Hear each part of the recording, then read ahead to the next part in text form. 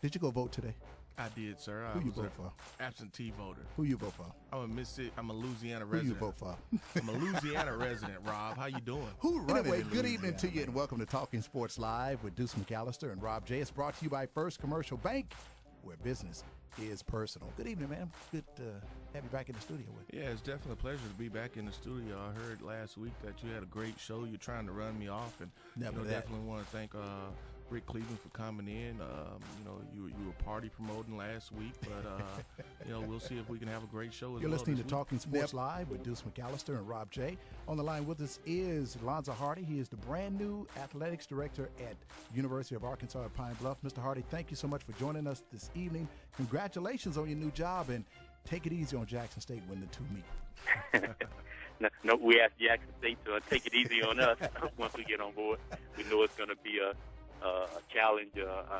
I worked in the conference office for 11 and a half years. I worked at Alcorn, Southern, and Mississippi Valley, and now about to begin a stint at UAPB. So I know the quality of all of the academic programs in the SWAC. I know the quality of all the athletics programs, whether it's Jackson State or Valley or Alcorn or Southern or Texas Southern. I know when you're looking at the particular team across the field or across the court, I know we're in for a battle.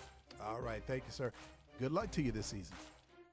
All right, thank you. You can call us at 601-995-1059.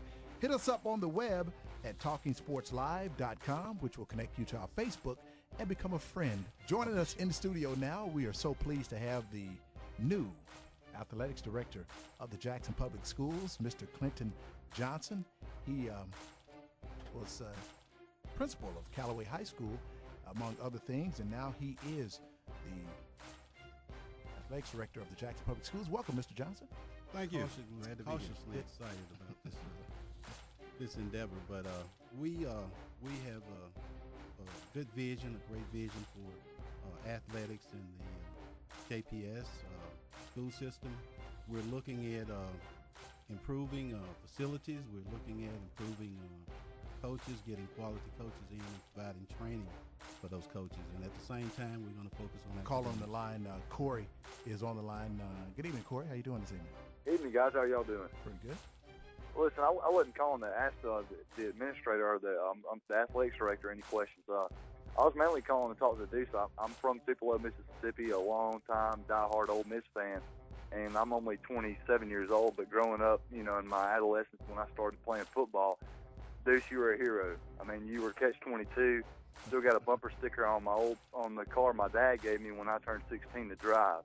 I was all about Deuce for Heisman, and I just wanted you to maybe.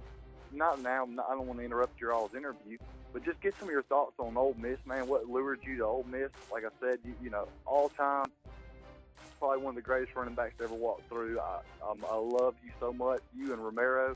I'm from Tupelo, so I do see. I've talked to Romero quite a bit. I'm now living in Meridian, not far from your hometown of Morton.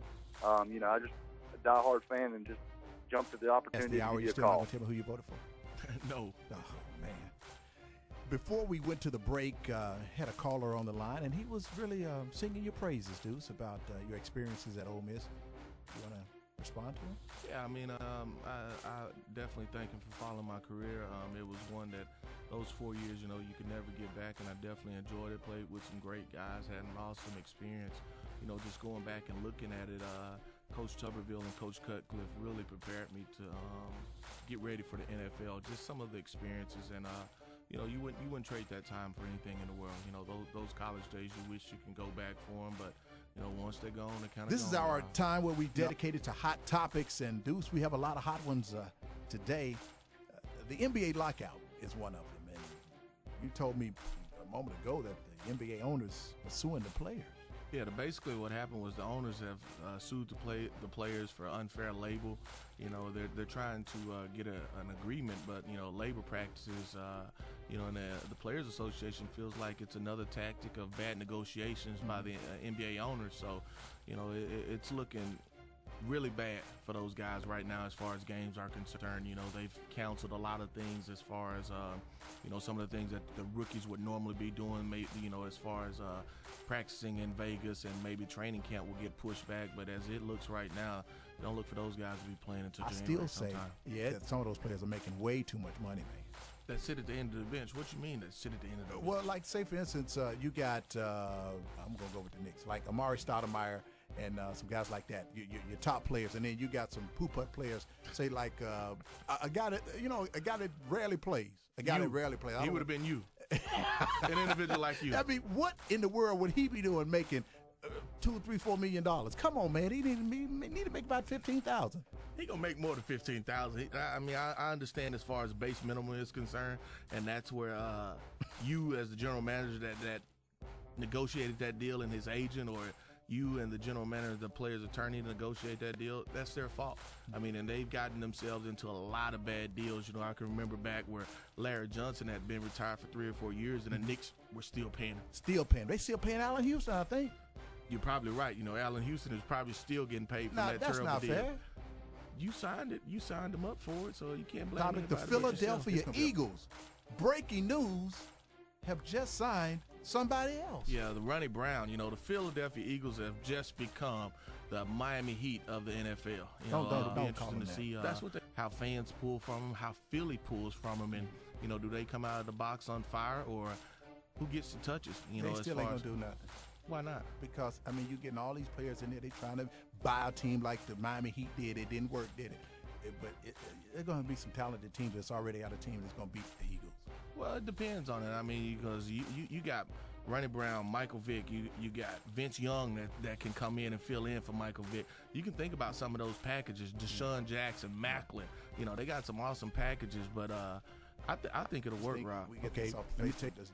Does Deuce think he will be in the Hall of Fame? Who would be in the Hall of Fame? Myself, Yeah, yourself. I think I have a great chance of making the Saints Hall of Fame. As far as Ken Hall of Fame, you know, I didn't play long enough. You know, and honestly, I was injured too much. You know, I had a great career in New Orleans, and I think I'll make the Saints Hall of Fame. But as far as the National Football Hall of Fame and Ken, you know, the numbers just don't support it. Well, we're going to be outside. Myself, Dominique, Christiana, and Brian, we're going to be outside with picket signs. Let Deuce in. Let Deuce in. But you know who should also be in? And they're gonna politely escort you away. Ray Guy